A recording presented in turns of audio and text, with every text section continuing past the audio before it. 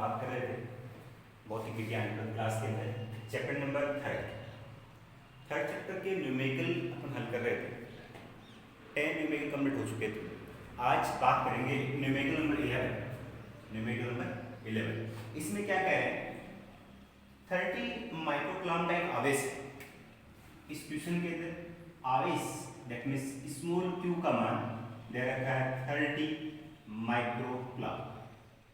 30 microcoulomb, coulomb इसकी value क्या होगी 30 इंटू 10⁻⁻6 कूलम। क्वेश्चन नंबर 11 क्या कह रहा है आपको, 30 माइक्रोकूलम का एक आवेश XY निर्देश तंत्र के मूल बिंदु पर स्थित है। XY निर्देश तंत्र है, उसके मूल बिंदु पर ये आवेश स्थित है। उसके बाद में दे रखा है A/√2, A/√2 तथा A,0 दो बिंदु दे रखे हैं। एक तो दे रखा है बिंदु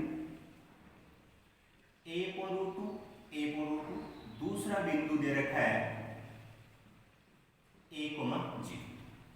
क्वेश्चन में क्या बताया गया है, 30 माइक्रोकूलम का एक आवेश XY निर्देश तंत्र के मूल बिंदु पर स्थित है। उसके बाद में क्या दे रखा है, बिंदु A/√2, एक कोई बिंदु है जिसके निर्देशांक दे रखे हैं। उसके बाद दूसरा बिंदु दे रखा है, उस निर्देशांक क्या है A,0। बिंदु के मध्य विभवांतर ज्ञात कीजिए। इन दोनों बिंदुओं के मध्य विभवांतर ज्ञात करना है। अपन जानते हैं कि किसी भी बिंदु आवेश के कारण जो विभव है वो क्या होता है, V = KQ/R। किसी भी बिंदु आवेश स्मॉल q के कारण विभव V = KQ/R। तो एक तो ये बिंदु है, दूसरा बिंदु ये है। इन बिंदुओं के मध्य विभवांतर पूछा है। अब विभवांतर का मान ज्ञात करना है। इसके नाम से स्पष्ट है, विभवांतर क्या होगा, विभव प्लस अंतर। दो बिंदुओं पर विभव का अंतर क्या होगा, विभवांतर। तो पहले पर क्या करेंगे, इन दोनों बिंदुओं पर विभव ज्ञात करेंगे और फिर उसका अंतर ज्ञात कर लेंगे। वो क्या हो जाएगा, विभवांतर हो जाएगा। तो सबसे पहले बात करता हूं बिंदु A/√2, A/√2 पर विभव। देखिए यहां दो बिंदु है तो दो विभव आएंगे। इसको V1 मान लेंगे, इसको V2। फॉर्मूला ये लगेगा। तो क्या हो जाएगा, इस बिंदु पर विभव V1 = KQ/R1। यहां लिखा तो यहां बना जाएगा। इसी प्रकार से दूसरा बिंदु है A,0 पर विभव। इस बिंदु पर वो V1 माना तो इसमें क्या हो जाएगा, V2 = KQ/R2। दोनों बिंदुओं पर विभव V1 और V2 का मान आ चुका। आपको क्या करना है, विभवांतर ज्ञात करना है। इसलिए विभवांतर क्या होगा, इन दोनों बिंदुओं पर विभव का अंतर विभवांतर होगा। तो क्या बन जाएगा, V2 - V1 = KQ। V2 की वैल्यू क्या है, KQ/R2 माइनस KQ/R1। ये क्या हो गया, इन दोनों बिंदुओं के मध्य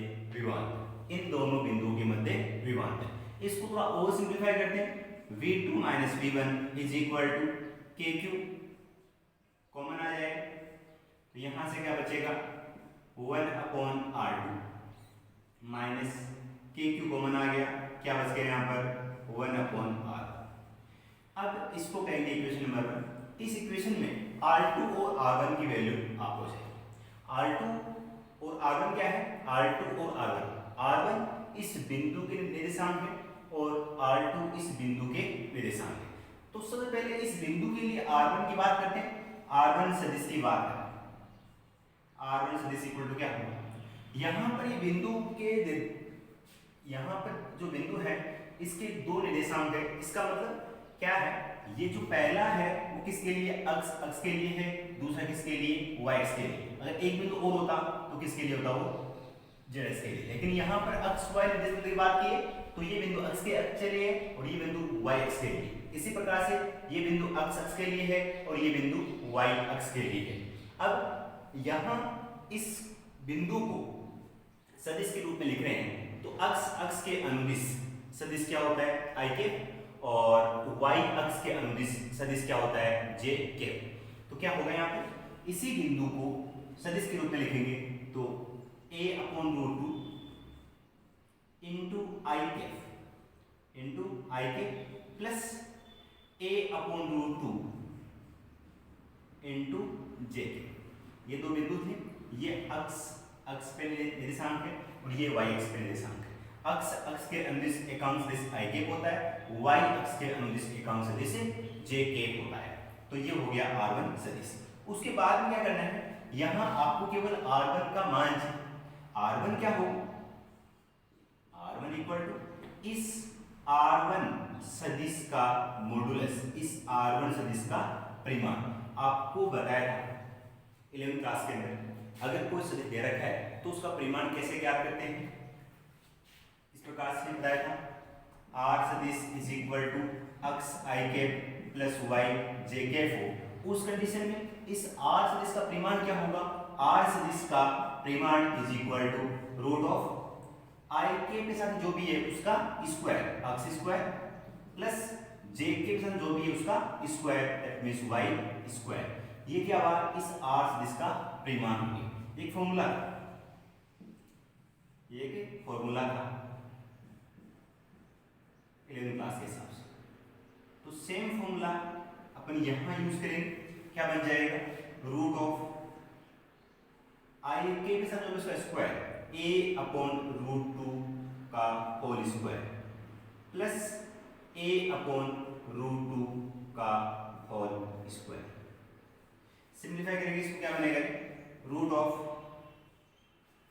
a/√2 का होल स्क्वायर क्या होगा, a² प्लस इसका स्क्वायर क्या होगा, a²/2।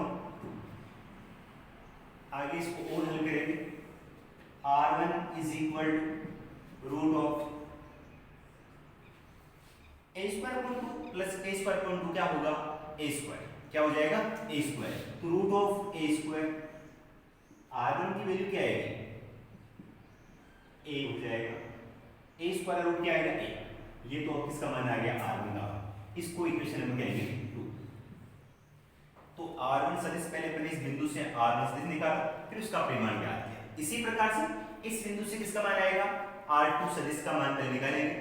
r2 सदिश इज इक्वल टू, किस प्रकार से लिखते हैं, पहले अक्ष का जो भी निर्देशांक है उसको लिखेंगे, साथ में अक्ष के अनुदिश जो सदिश है वो क्या होता है, एकांक सदिश i के प्लस ये अक्ष का निर्देशांक है और ये y अक्ष का निर्देशांक है। तो क्या होगा, 0 j। इसके बाद इसका परिमाण ज्ञात करना है, r2 सदिश का परिमाण क्या होगा, सिंपली r2, इस r2 सदिश का परिमाण root of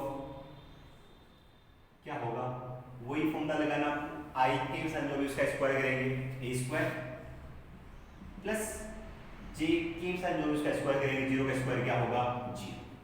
r2 is equal to a² plus 0, a² होगा और a² का रूट क्या होगा, a। तो r2 की वैल्यू क्या हो जाएगी, a। इक्वेशन नंबर 3 हो जाएगी।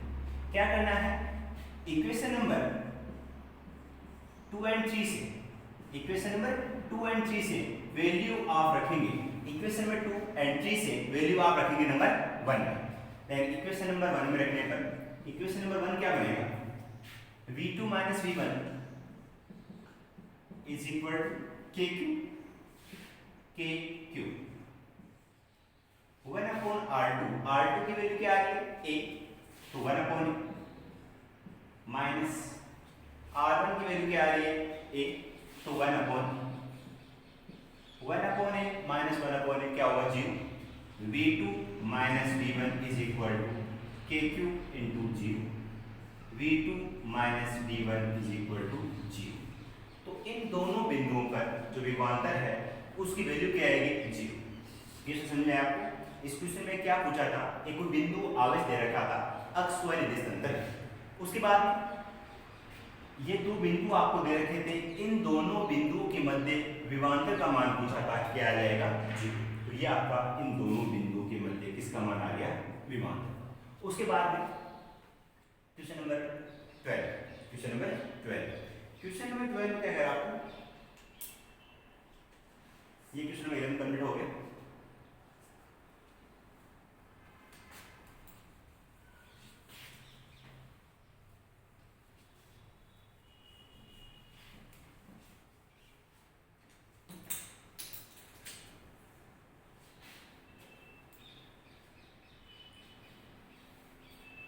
क्वेश्चन नंबर 12,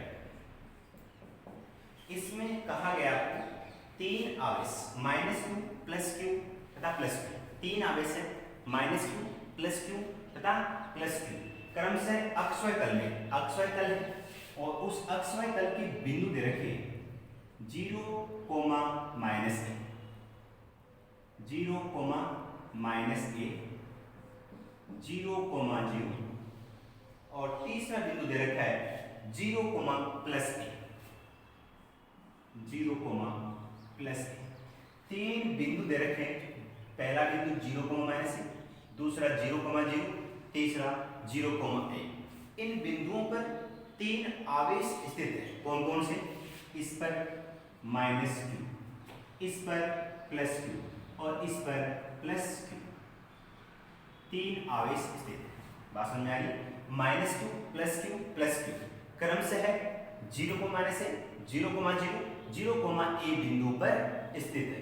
उसके बाद में क्या पूछा है, y अक्ष से थीटा कोण बनाने वाले, y अक्ष से थीटा कोण बनाने वाली रेखा पर स्मॉल r दूरी पर से कीजिए कि योग निम्नलिखित होगा। आपको सिद्ध करना है, क्या करना है, सिद्ध करना है। क्या सिद्ध करना है, v is equal to 1/4πε0 q/r, सिद्ध करना है v equal to 1/4πε0 q/r plus 2a cos theta plus 2a cos theta upon r square. Question समझ में आ रहा आपको, तीन बिंदु दे रखे हैं, इन तीनों बिंदुओं पर आवेश के मान दे रखे हैं और उसके बाद पूछा है y अक्ष से थीटा कोण बनाने वाली रेखा पर आपको सिद्ध करना है v इक्वल टू 1/4πε0 ब्रैकेट में q/r प्लस 2qa, यहाँ पे सिद्ध करना है आपको 2qa cos theta upon r square. ये वाली जो आप इक्वेशन है इसको सिद्ध करना है इस समीकरण से। तो तीन बिंदु पर ये आवेश दे रखा है और इससे कह रहा है कि y अक्ष से स्मॉल r दूरी पर, y अक्ष से स्मॉल r दूरी पर थीटा कोण बनाने वाली रेखा पर विद्युत ध्रुव का मान ये होगा, ये आपको सिद्ध करना है। अब इसमें क्या है, ये दोनों बिंदु, ये और ये, इसकी बात नहीं कर रहा मैं, इन दोनों बिंदु की बात कर रहा हूँ, 0, -a, 0, a। इसमें -q है, इसमें क्या है, प्लस, एक -q है, एक पे +q है। दोनों मिलकर के क्या करते हैं, एक द्विध्रुव का निर्माण करते हैं। क्या करते हैं, द्विध्रुव का निर्माण करते हैं और किसी भी द्विध्रुव गाड़ी, जैसे इस प्रकार से द्विध्रुव हो गया, एक बिंदु है आपका 0, -a, दूसरा बिंदु 0, a, इन पर -q तथा +q, +q आवेश स्थित है, -q तथा +q आवेश स्थित है। और करना क्या है, इसके अंदर आपको ये वाला इक्वेशन सिद्ध करना है। तो ये दोनों मिलकर के एक द्विध्रुव का निर्माण करते हैं। इसका मतलब इस बिंदु से r, थीटा, मध्य बिंदु माने यहाँ से कोण थीटा हो, r दूरी पर यहाँ को बिंदु P, इस द्विध्रुव की अक्ष से y अक्ष पर थीटा कोण बना रहा है, दूरी क्या है इसकी r, तो इसके मध्य बिंदु से स्मॉल r दूरी पर स्थित बिंदु P पर विद्युत विभव का फॉर्मूला क्या होता है, v या v1 is equal to kp cos theta upon r square. ये इक्वेशन कहाँ से है समझ में, v equal to kp cos theta upon r square. आप एक डेरिवेशन पढ़ चुके थे, विद्युत द्विध्रुवीय कारण विद्युत विभव v equal to kp cos theta upon r square.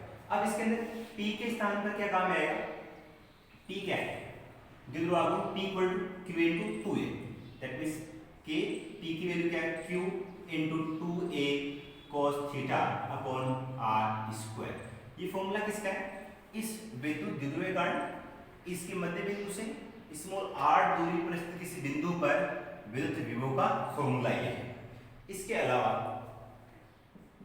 अलावा दूसरा बिंदु क्या है, बिंदु, ये बात समझ में आ गई, एक विद्युत द्विध्रुव बन रहा है, इस द्विध्रुवीय कण स्मॉल r दूरी पर स्थित बिंदु पर विद्युत विभव v equal to kp cos theta upon r square. p की वैल्यू क्या होगी, p equal to q into 2a, k q 2a cos theta upon r square. तो ये तो फॉर्मूला आ गया इस विद्युत द्विध्रुवीय कण विद्युत विभव का। दूसरा पॉइंट यहां दे रखा है, बिंदु 0,0 पर स्थित स्मॉल q आवेश के कारण, विद्युत विभव ये v1 माना इन दोनों के कारण, तो ये क्या है v2 equal to k q upon r। किसी बिंदु आवेश के कारण विद्युत विभव का फॉर्मूला क्या होता है, v equal to k q upon r। Equation number क्या हो गया। कुल विभव की बात करें, कुल विभव v इक्वल टू क्या होगा, v1 plus v2। v equal इसको इक्वेशन नंबर 3 करें, क्या करेंगे आप, इसके अंदर इक्वेशन नंबर 1 एंड 2 से वैल्यू रखेंगे 3। क्या, इक्वेशन नंबर 1 एंड 2 से वैल्यू कहाँ रखेंगे 3। देन इक्वेशन 3 क्या बन जाएगा, v is equal to v1 की वैल्यू क्या है, k q 2a cos theta upon में r स्क्वायर। ये वैल्यू किसकी है, v1 की। किसकी वैल्यू है, v1 की। तो v1 की वैल्यू रखा, प्लस क्या है v2 की वैल्यू क्या है, kq अपॉन r। तो प्लस क्या हो जाएगा, kq अपॉन r, प्लस क्या आ जाएगा kq अपॉन r। इस इक्वेशन से कॉमन क्या आएगा, k कॉमन आएगा।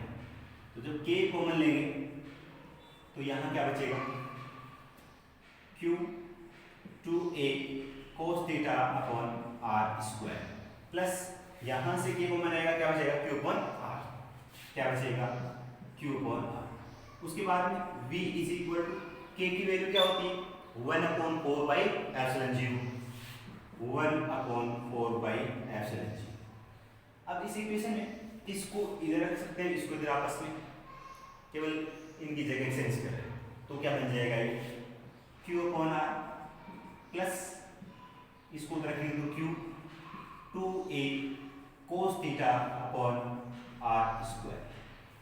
v equal to 1 upon 4 by epsilon 0, q upon r plus q 2a cos theta upon r square. Same देखेंगे आप ऊपर, यही आपको सिद्ध करना है। तो ये आपका सिद्ध हो चुका है, हेंस प्रूफ।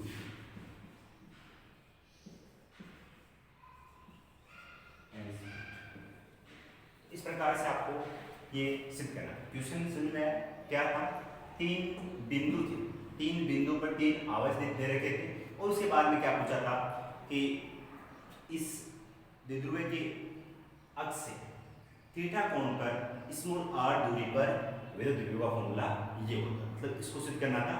तो इस प्रकार से आप इसको सिद्ध करेंगे। Question number 12 complete. Next question number 13।